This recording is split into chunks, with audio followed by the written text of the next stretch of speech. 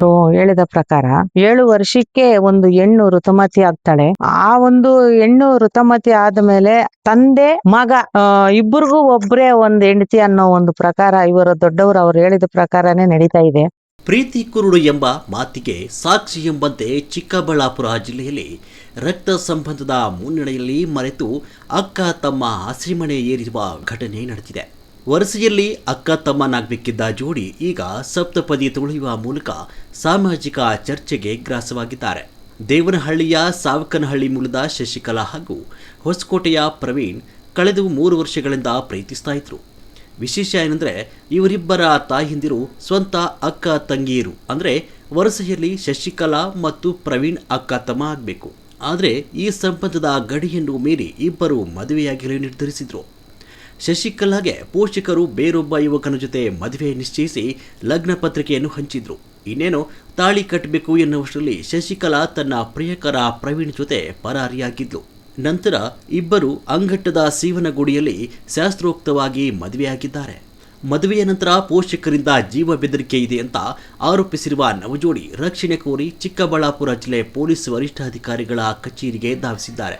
ಈ ವೇಳೆ ಕಚೇರಿ ಆವರಣದಲ್ಲಿ ಹೈಡ್ರಾಮಾ ನಡೆದಿದ್ದು, ಮಗಳ ಮದುವೆಯನ್ನು ಕಂಡು ತಾಯಿ ಆಕ್ರಂದನ ಮುಗಿಲು ಮುಟ್ಟಿತು. ಅಕ್ಕನ ಮಗಳಾಗಿ ತಮ್ಮನನ್ನೇ ಮದುವೆಯಾಗಿದೆಯಲ್ಲ, ಈ ಸಂಬಂಧ ಸಮಾಜ ಒಪ್ಪುತ್ತಾ ಅಂತ ತಾಯಿ ಮಗಳನ್ನು ಪ್ರಶ್ನಿಸಿ ಕಣ್ಣೀರಿಟ್ರು. ಆದರೆ ಯಾವುದಕ್ಕೂ ಮಣಿಯದ ಶಶಿಕಲಾ, ನನಗೆ ಪ್ರಿಯಕರನೇ ಸರ್ವಸ್ವ, ನಾನು ಪೋಷಕರ ಜೊತೆ ಹೋಗೋದಿಲ್ಲ ಅಂತ ಪಟ್ಟು ಹಿಡಿದಿದ್ದಾಳೆ. ಪ್ರಸ್ತುತ ಈ ವಿಲಕ್ಷಣ ಮದುವೆ ಪ್ರಕರಣ ಜಿಲ್ಲೆಯಾದ್ಯಂತ ಭಾರಿ ಚರ್ಚೆಗೆ ಗ್ರಾಸವಾಗಿದೆ. ಹೇಳಿದ ಪ್ರಕಾರ 7 ವರ್ಷಕ್ಕೆ ಒಂದು ಹೆಣ್ಣು ಋತುಮತಿ ಆಗ್ತಾಳೆ. ಆ ಒಂದು ಹೆಣ್ಣು ಋತುಮತಿ ಆದ್ಮೇಲೆ ತಂದೆ ಮಗ ಇಬ್ಬರಿಗೂ ಒಬ್ರೇ ಒಂದ್ ಹೆಂಡತಿ ಅನ್ನೋ ಒಂದು ಪ್ರಕಾರ ಇವರು ದೊಡ್ಡವರು ಅವ್ರು ಹೇಳಿದ ಪ್ರಕಾರನೇ ನಡೀತಾ ಇದೆ. ನಾವು ಏನಂದ್ರೆ ಅಣ್ಣ ಹೇಳಿದ ಪ್ರಕಾರ ಅಲ್ಲ, ನಮಗೆ ಒಂದು ವಾಸ್ತವಾಂಶ ಏನಂದ್ರೆ ಒಂದು ಸಂಸ್ಕಾರ ಒಂದ್ ಹೆಣ್ಣಲ್ಲಾಗ್ಲಿ ಗಂಡಲ್ಲೇ ಆಗ್ಲಿ ಇರ್ಬೇಕು. ಇವಳು ಅಕ್ಕ ಅಂದ್ರೆ ಅಕ್ಕನೇ, ಅವಳು ಅಣ್ಣ ಅಂದ್ರೆ ಅಣ್ಣನೇ, ಆ ರೀತಿ ಇರ್ಬೇಕು. ಇಲ್ಲ ಅಂದ್ರೆ ನಮಗೆ ಈ ಕಾಮ ಕ್ರೋಧ ಮದ ಮತ್ಸರ ಇಟ್ಕೊಂಡು ನಾವು ಬಾಳೋದು ತುಂಬಾ ಕಷ್ಟಕರವಾಗಿದೆ. ಆ ಒಂದು ಇದ್ರಲ್ಲಿ ಇರಬಾರ್ದು. ಒಂದೇ ಒಂದು ಮನಸ್ಸಲ್ಲಿ ನಮ್ಮ ಅಣ್ಣ ಅಂದ್ರೆ ಅವನ ಅಣ್ಣನೇ ಇರ್ಬೇಕು, ಅವನ ತಮ್ಮನೇ ಇರ್ಬೇಕು. ಇದು ನಮ್ದು ಒಂದು ಮೊದ್ಲು ದೊಡ್ಡವರು ಏನ್ ಹೇಳ್ತಿದ್ದೀರಂದ್ರೆ, ಅಣ್ಣ ತಮ್ಮ ಅಕ್ಕ ತಂಗಿ ಒಂದೇ ಕುಟುಂಬದಲ್ಲಿದ್ರು ಒಂದು ಸತ್ಯತೆಯಿಂದ ನಡೀತಾ ಇದ್ರು.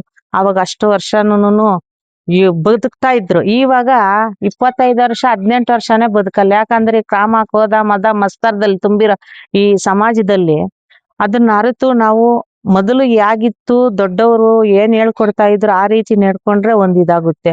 ಇವಾಗ ತಮ್ಮ ಅಣ್ಣ ಅಕ್ಕ ಹೆಂಡತಿ ಮದ್ವೆ ಮಾಡ್ಕೊಂಡಿದಾರೆ ಅಂದ್ರೆ ಅದು ತುಂಬಾ ಒಂದು ಸಮಾಜದಲ್ಲಿ ಬೇಸರ, ಒಂದು ಮನಸ್ಸಿಗೆ ಅವಮಾನ, ನಮ್ಮ ಮಾನವೀಯತೆಗೆ ಮಾನವ ಒಂದು ಜನ್ಮಕ್ಕೆ ಅವಮಾನ ಆದಂಗೆ. ಇವನು ದೊಡ್ಡಮ್ಮ ಮಗ ಆಗ್ಲಿ ಅಣ್ಣನೇ, ಚಿಕ್ಕಮ್ಮ ಮಗನಾಗ್ಲಿ ಅಣ್ಣನೇ. ಅಣ್ಣ ತಮ್ಮ ಅನ್ನೋ ಒಂದು ಬಾಂಧವ್ಯಕ್ಕೆ, ಅಣ್ಣ ಅನ್ನೋ ಪದಕ್ಕೆ ಅಪ್ಪ ತಾಯಿ ಅನ್ನೋ ಪದಕ್ಕೆ ಅರ್ಥ ಇದೆ, ತಾಯಿ ತಂದೆ ಅನ್ನೋ ಪದಕ್ಕೆ ಅರ್ಥ ಇದೆ.